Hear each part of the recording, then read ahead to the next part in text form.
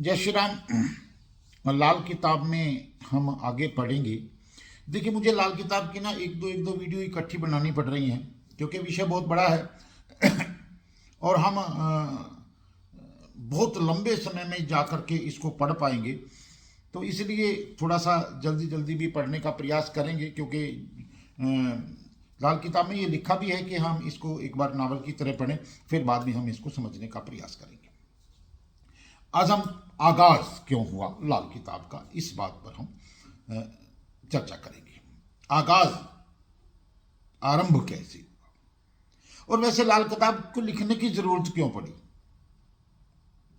और मैं इसको लिखना भी नहीं कहूंगा, लाल किताब प्रकट क्यों हुई, क्योंकि लाल किताब कोई पुस्तक नहीं है। नाम जरूर रखा है किताब लाल किताब, लेकिन वास्तव में प्रकट हुआ पंचम वेद है। मैं इसको अपनी भावनाओं के अनुसार ऐसा ऐसा ऐसा इसको सम्मान देने का प्रयास करता हूं, सम्मान देता हूं। लाल किताब जो कि पंचम वेद है, उसको वो आरंभ कैसे हुई और क्यों हुई। हाथ रेखा को समुंदर गिनते, ये जो हस्त रेखाएं हैं इनको लाल किताब में समुंदर माना जाता है। और ये जो स्थान है उठे हुए ग्रहों के, इनको पर्वत माना जाता है। हाथ रेखा को समुंदर गिनते, नजूमे फलक का काम हुआ। फलक बोलते हैं आकाश। हस्त रेखा को समुंदर गिनते, नजूमे फलक का काम हुआ। इल्म कयाफा ज्योतिष मिलते। इल्म कयाफा बोलते सामुद्रिक शास्त्र। हस्तरेखा और जन्म कुंडली, मस्तक रेखा, दिमागी खाने, मकान कुंडली, इन सब को मिलाकर के बनाया जाता है कयाफा।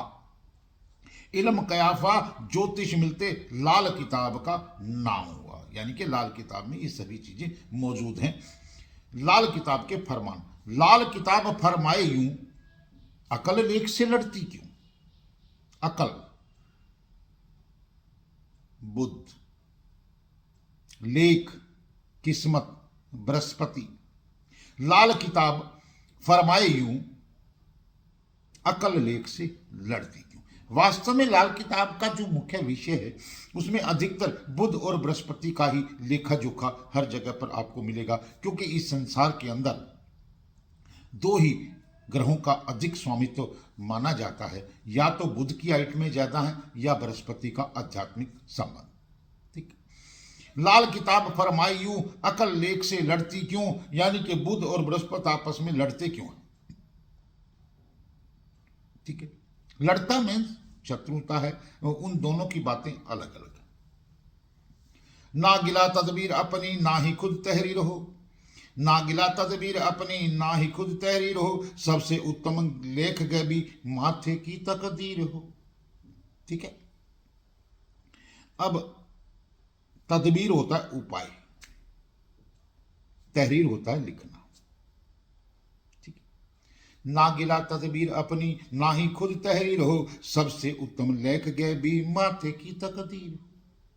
ठीक है, तकदीर होता है भाग्य। यानी कि मस्तक रेखा का महत्व अधिक माना जाता है, क्योंकि कहते हैं ना, तेरे भाग्य में, तेरे माथे में क्या लिखा।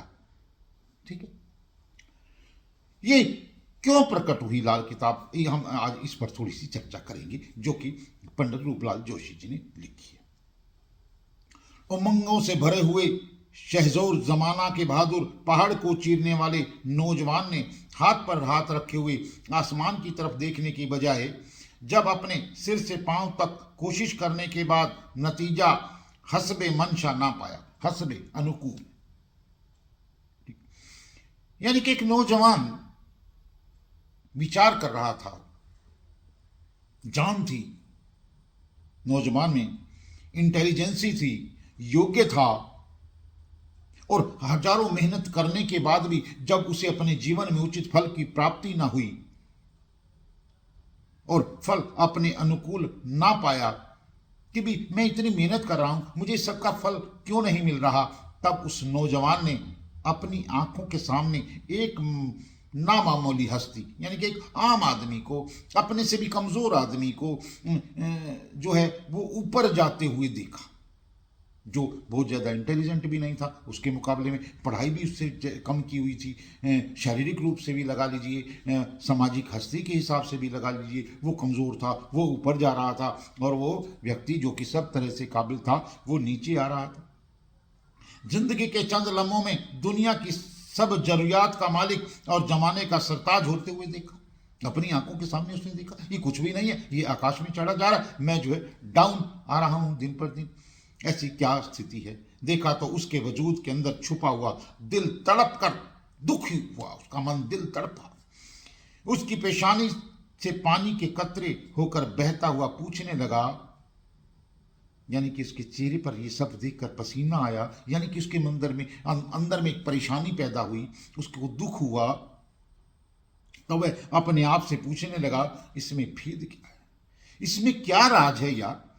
ये व्यक्ति ऊपर जा रहा है, मैं नीचे आ रहा हूं, मैं कुछ नहीं कर पा रहा हूं, मैं सर्वसमर्थ हूं फिर भी कुछ नहीं कर पा रहा हूं। एक नाचीज सा व्यक्ति आकाश की तरफ बढ़ा जा रहा है, भाग्य चमकता जा रहा है उसका, मेरा क्यों नहीं। तो इस भेद को जानने के लिए जवाब में फरमान हुआ, ना जरूरी नफ्स ताकत ना ही अंग दरकार हो, ना जरूरी नफ्स ताकत ना ही अंग दरकार हो, लेख चमके जब फकीरी राज दरबार हो।